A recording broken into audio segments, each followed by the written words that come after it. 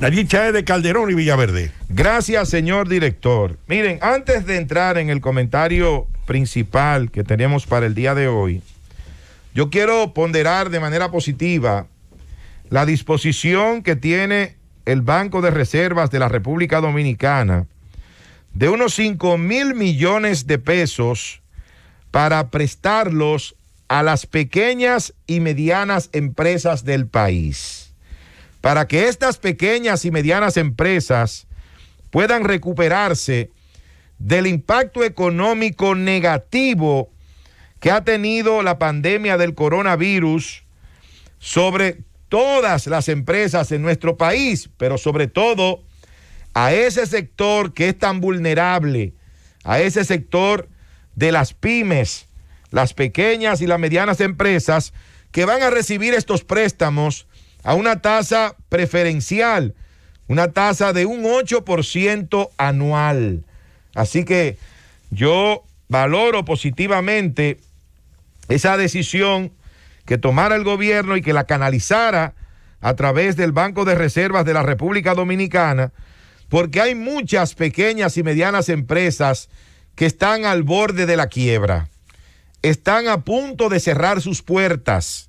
Ojalá que los requisitos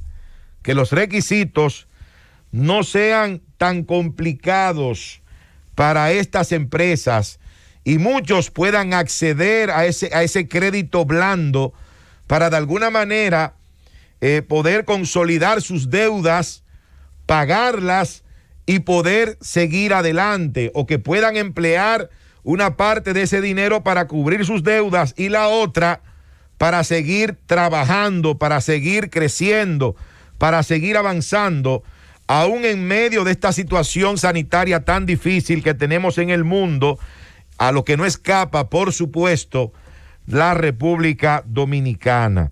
Así que importante ese anuncio de 5,000 millones de pesos al 8% anual para las pequeñas y medianas empresas del país a través del Banco de Reservas de la República Dominicana.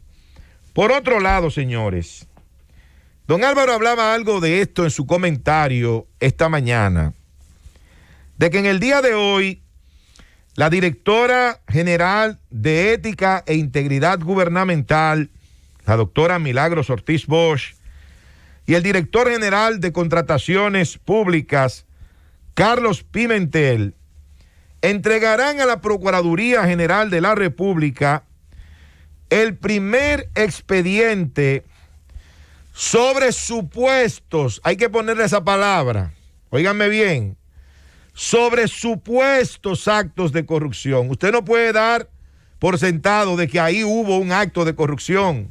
No, no es un expediente sobre actos de corrupción, no. Sobre supuestos actos de corrupción que involucran a funcionarios del pasado gobierno. ¿Y cuál es ese primer expediente que se va a depositar en el día de hoy? Se trata de ese expediente sobre las compras de hormigón asfáltico caliente que hiciera el Ministerio de Obras Públicas durante la gestión del licenciado Gonzalo Castillo, quien además fue candidato presidencial del Partido de la Liberación Dominicana en las pasadas elecciones. ¿Cuál es el pecado en todo esto? ¿Qué fue lo que hizo Gonzalo Castillo?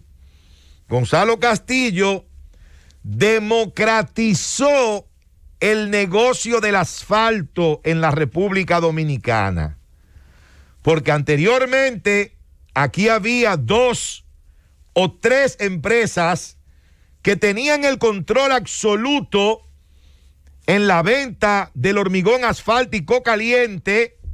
Eran 3 familias que se llevaban todo el trabajo relativo a la colocación de asfalto en nuestro país, y Gonzalo Castillo abrió esto a 40 empresas en todo el territorio nacional. Por lo regular eran empresas allí que se encontraban ubicadas en la misma zona donde se iba a realizar un asfaltado. Así es, a esa parte voy.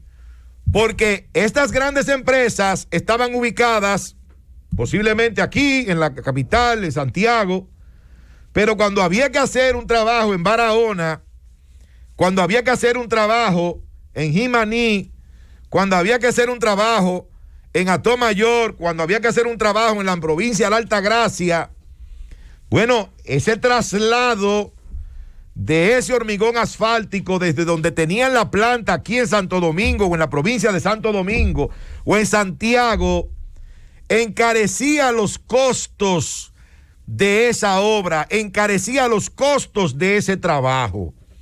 Lo que se hizo fue entonces licitar ese hormigón asfáltico entre 40 empresas que estaban diseminadas en diferentes puntos de la geografía nacional. Por ejemplo, si se iba a hacer un trabajo en la zona de la provincia de Independencia y había una empresa en Barahona, bueno, pues lógicamente el costo que iba a tener esa empresa que estaba en Barahona era menor que una empresa que estuviera en Santo Domingo, que una empresa que estuviera en Santiago, que una empresa que estuviera en San Pedro, porque el transporte de ese material forma parte importante de ese componente de precios de un trabajo como este. Además de eso, Nayib, eso no obedeció a un criterio personal del ministro. Eso no obedeció a un criterio, eso obedeció a un criterio técnico, como usted bien señala, de reducción de costo. E incluso se determinó hasta qué área, creo que son 70 kilómetros la redonda, en la cual una planta de asfalto podía hacer su trabajo. ¿Qué resulta con eso? Que usted tiene una planta de asfalto ahí en Nizao, pero resulta que esa planta de asfalto que usted tiene en Nizao tiene una contratación de una obra en el Boulevard Turístico del Atlántico. Usted sabe lo que implica el traslado de X cantidad de toneladas de hormigón asfáltico caliente a Santiago de los Caballeros, de Nizao, a Moca, a San Pedro de Macorís, a La Romana.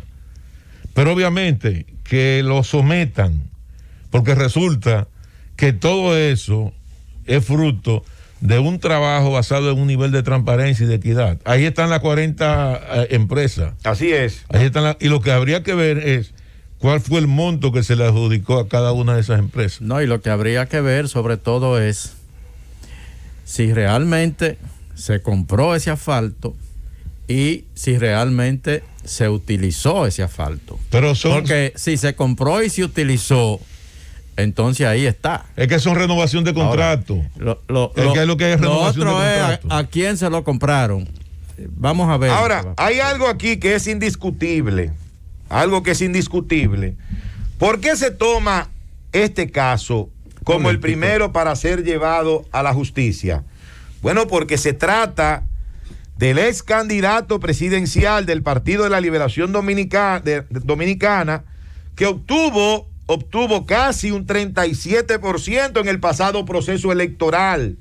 Es decir, que Gonzalo Castillo es un importante activo político que tiene el Partido de la Liberación Dominicana y hay que buscar la manera de dañarlo, hay que buscar la manera de desacreditarlo para que no pueda continuar con su carrera política.